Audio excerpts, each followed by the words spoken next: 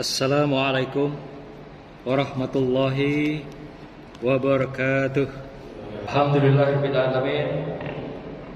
Wassalatu wassalamu ala asrofil anbiya wal mursalin wa ala alihi wa sahbihi ajma'in, amma ba'du. Yang saya hormati para jamaah, para ustadz, ustazah, demikian juga para santri-santriyah yang berbahagia, khusus hadirin hadirat yang berbahagia. Kembali kita melanjutkan tadabbur kita pada hari ini pada surah An-Nisa ayat keempat. Berikanlah mas kawin mahar kepada wanita yang kamu nikahi sebagai pemberian dengan penuh kerelaan. Kemudian jika mereka menyerahkan kembali kepadamu sebagian dari mas kawin itu dengan senang hati, maka makanlah atau ambillah pemberian mas kawin itu sebagai makanan atau pemberian yang baik, sedap, yang akibatnya dapat memberikan maslahat bagimu. Shadaqallahul azim. Hadirin yang berbahagia, kita melanjutkan surat An-Nisa ini pada ayat keempat. Ini berkaitan dengan tentang mahar. Atau mahar itu bahasa Melayunya adalah mas kawin, yang selalu kita lakukan, kita berikan kepada istri kita atau calon istri kita yang akan menjadi istri kita. Nah, terutama ini sebenarnya bagi yang belum kawin.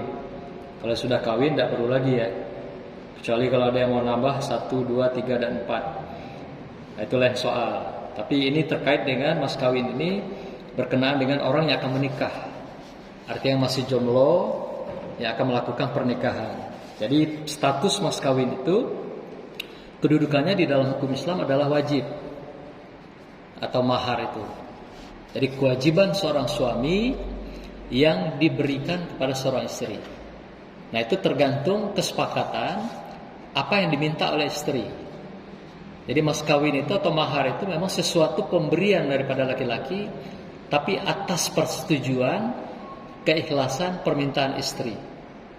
Maka itu kalau di Arab Saudi kawin itu Pak, mas kawinnya mahalnya minimal 500 juta. Harus menyiapkan duit untuk kawin, bahkan bisa sampai miliaran. Maka itu orang Arab sendiri banyak yang menikah tidak dengan orang-orang Arab gitu. Karena juga samping mahal maharnya, juga prosedurnya cukup berat. Nah, apalagi orang-orang yang Melayu dari luar, misalnya dari Indonesia, ASEAN, itu mikir kalau dia mau kawin dengan wanita Arab Saudi. Walaupun sudah bekerja sekian lama di sana, kalau sudah bicara pernikahan, walaupun mereka punya hubungan dekat dengan teman-teman di sana, tapi mikir kalau mereka sudah mengarah ke perkawinan. Maharnya mahal. Tapi kita di Indonesia, ASEAN, itu murah Pak. Kemarin saya lihat di TV itu, ada pernikahan massal di Jawa. Itu maharnya Bapak tahu nggak? Cuma 1 tusuk sate. Bayangkan, 1 tusuk sate berapa harganya? Tapi itu sudah kesepakatan para wanita yang akan menikah. Kebetulan nikah massal. Jadi dibikin oleh sebuah badan, dikelola, kemudian menikah massal. Lalu wanitanya minta hanya 1 tusuk sate baik. Tidak banyak-banyak ada itu. Tidak 1 bungkus, tidak 1 tusuk. Boleh, tidak masalah. Asal itu yang ikhlas, yang diminta oleh wanita, dan itu dipenuhi oleh sang suami. 1 tusuk sate apalah payah ya. Tapi ada kalanya wanita yang memang didasari, misal didorong oleh keluarganya, minta A, B, C. Kadang-kadang begitu Pak. Sehingga sampai-sampai ada yang memberatkan pada pihak pria. Intinya mahar itu sesuai permintaan, keikhlasan daripada wanita. Itu disepakati dengan seorang laki-laki yang akan menjadi calon suaminya. Jadi apapun, boleh makanan, benda, uang, gerak, emas, atau besi misalnya. Besi-besi yang memang bernilai, katakan begitu, seperti kuningan dan sebagainya. Itu boleh. Ada juga kadang uang, recehan. Disebut uang mahar itu 5.555 rupiah. Mana ambil 5 rupiah itu gini Pak. Tapi ternyata ada itu di tempat-tempat penjualan uang lamo itu gitu. Nah, jadi macam-macam Pak, tergantung apa keinginan dari wanita itu wajib ditunaikan oleh sang pria. Nah, jadi maka itu wanita pun seharusnya ya meminta sesuatu itu ukur pula lah kemampuan pria ini. Jangan pula nanti prianya sederhana biasa-biasa saja minta sikok mobil. Itu kan tidak jadi loh kak kawin gitu kan. Tapi kalau sudah mau sama mau, biasanya wanita tidak akan memberatkan pria itu. Pastilah ada ukuran-ukuran dan standar yang dilakukan. Maka itu dalam ayat ini Bapak Ibu sekalian, yang pertama apa yang dikatakan dalam ayat ini diungkap dalam awal tadi, wa atun nisaa soduqatihin. Berikanlah mas kawin atau mahar tadi kepada wanita yang kamu nikahi, yakni mahar untuk mereka. Dan ini sifatnya wajib. Ini perintah. Jadi dari ayat ini, dari awal sudah dikatakan wa atun nisaa. Jadi berikanlah kepada mereka itu berupa di sini namanya soduqatin. Soduqatin itu adalah mahar di sini maksudnya, bukan sedekah biasa, tapi mahar dalam pemahaman ayat ini. Jadi wajib seorang laki-laki yang akan menikah memberikan mahar itu pada seorang wanita sesuai komitmen, sesuai kesepakatan yang diminta oleh wanita tadi. Nah, wanita pun tentulah minta sesuatu untuk mahar ini diukur sesuai dengan kemampuan daripada calon suaminya. Kemudian di sini ada istilahnya nihlah. Nihlah itu pemberian dengan sukarela, dengan keikhlasan. Artinya wanita meminta sesuai kemampuan pria, pria pun ikhlas membayar mahar itu sesuai kemampuan dia. Jadi kalau wanita minta ukuran tidak sesuai kemampuan pria, pria tidak ikhlas memberikan mahar itu tidak sah juga, tidak jadi. Nah, jadi prianya memberikan dengan ikhlas sesuai kemampuan yang diminta oleh sang wanita kepada sang pria tadi. Maka itu ada namanya nihlah. Kemudian yang ketiga, dalam ayat ini dikatakan fa'in tibna lakum ansai'in minhu nafsa.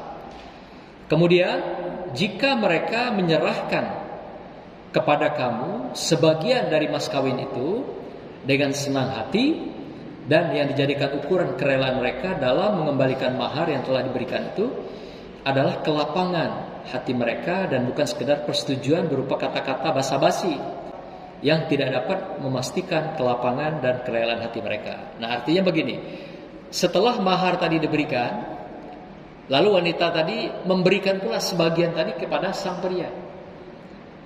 Apakah itu sifatnya pemberian sedekah dan sebagainya? Terima kata Allah di sini yang dituangkan dalam ayat ini. Jadi ada kalanya mahar yang sudah diberikan pada wanita, wanita ngasih balik sebagian, separuh, atau mungkin semuanya, boleh, tidak masalah.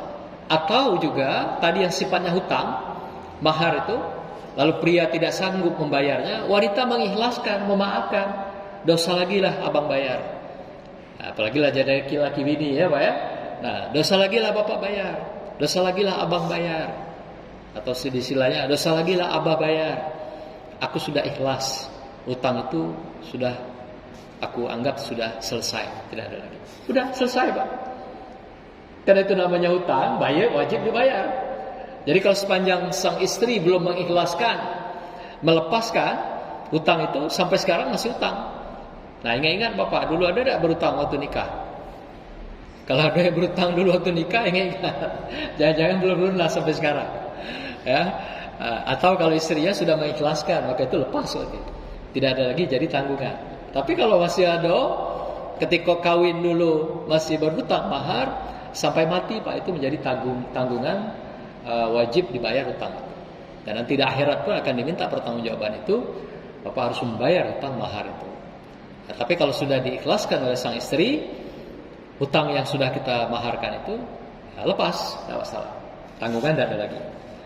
Kemudian dari ayat ini juga di hampir akhirnya, hani'an mari'an. Ya. Nah, di sini apa yang dimaksud? Ambillah apa yang diberikan kembali oleh sang istrimu tadi, atau yang sudah kita berikan tadi, baik itu berupa barang, benda, atau makanan yang enak. Ambil balik, tidak apa-apa. Dan itu akan memberikan manfaat bagimu apabila pembalian mahar itu dilakukan tanpa ada unsur paksaan, ada unsur penipuan. Nah, jadi nggak menyerahkan kembali itu betul-betul ikhlas, bukan dipaksa. Kan ada juga kadang-kadang kawin dibayar sekian, kagak balik lagi ya, kena aku duit itu minjam. Nah, ini akal-akalan ya Pak, ada begitu. Dipaksa balikkan lagi gitu. Ya, yang sudah dibayar maharnya tadi, itu haram jadinya, tidak boleh. Jadi yang dimaksud di sini, kalaulah mahar itu kita berikan, diterima oleh wanita yang istri kita atau calon istri tadi, kemudian dia sudah terima mahar, lalu sebagian dia kasih dengan ikhlas, tanpa ditekan oleh keluarganya, tanpa pula ada perundingan di awal. Kayak kalau sudah aku berikan mahar ini, balikan ya, karena aku minjam duit itu. Itu yang haram, itu tidak boleh. Itu sudah rekayasa, itu buat-buat main-main, itu tidak boleh. Tapi kalau dikasih dengan ikhlas, bang, mahar ini abang pakailah separuh, ambillah separuh, atau ambillah gala-galanya. Adinda ikhlas, mungkin abang punya keperluan, kebutuhan, silakan. Adinda ikhlas, boleh, tidak apa-apa. Yang tidak boleh itu kalau sudah ada kesepakatan sebelumnya. Dek, kakek, kalau sudah mahar ini abang kasih, balikkan lagi ya, karena itu ngutang duit orang. Itu tidak boleh, haram itu. Jadi sudah ada sebuah permainan dalam pernikahan, dalam pembayaran mahar itu, yang tidak boleh. Nah, ini yang dilarang di dalam ayat ini. Maka itu dikatakan di akhir ayat ini, yaitu hani'am dan mari'am. Yaitu apa yang diberikan itu betul-betul sesuatu yang tanpa adanya unsur tekanan, tanpa ada mudarat, tanpa penipuan, dan itu betul-betul adalah suatu pemberian yang diberikan dengan ikhlas oleh seorang istri kepada suaminya. Jadi tidak ada tipuan di situ, tidak ada akal-akalan di situ, tidak ada mudarat di situ, tapi betul-betul pemberian dengan ikhlas. Apalagi makanan, kalau dikasih ya makanlah gitu, karena itu makanan yang sangat baik, yang sudah disucikan melalui mahar tadi, kemudian diberikan kembali, maka dia akan lebih baik, lebih sempurna manfaatnya kalau itu dikembalikan pada seorang pria. Nah, Bapak Ibu sekalian, itulah yang menjadi bahasan kita pada surah An-Nisa ayat 4 ini berkenaan dengan mahar. Nah, bagi yang belum yang belum menikah, atau adik-adikku atau anak-anakku santriah yang belum menikah, santriah, jangan minta maharnya mahal-mahal nanti pada calon abangnya. Nah, kalau perlu cukup sebuah Quran, ya kan, atau tikar sembahyang, ya gitu kan. Tapi jangan pula murah amat, kayak sate kan tadi, satu tusuk. Itu tidak ada harganya seorang wanita gitu. Jadi ambil yang bernilai, walaupun tidak mahal, tapi punya makna dalam kehidupan. Kayak Quran misalnya, kan tidak mungkin dimusnahkan, tidak mungkin akan habis. Dia akan abadi sepanjang hayat. Ada juga yang seperangkat alat sholat, tapi kadang-kadang tuh 2 tahun habis dulur ya, robek, koyak, dan lusuh. Kalau seperangkat alat sholat. Kalau Quran lebih tahan ya. Nah, ada juga yang minta emas. Itu macam-macam. Maka namanya istilahnya emas kawin. Yang elok itu memang emas barangnya, walaupun kecil.